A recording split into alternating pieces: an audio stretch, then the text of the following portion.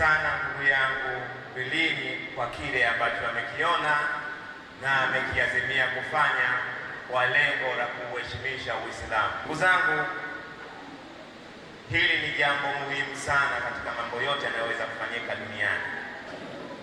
Kwanza, kutambua thamani ya Uislamu kwenye kata ya Lukobe, na pili, kutambua umuhimu wa watu wa Lukobe kwenye kushiriki kwenye mazingira kama haya ambayo yanahusisha dini inaweza ikawa tofauti na yeye.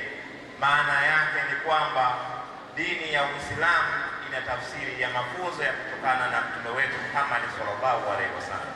Tunaona kwamba wafuasi wa mtume Muhammad sallallahu alaihi wasallam kwa kipindi hicho walikuwa wakiitwa Waislamu. Sasa na leo nina imani Mheshimiwa Bilinyi ana minasaba na Uislamu kwenye kata ya Lukobe.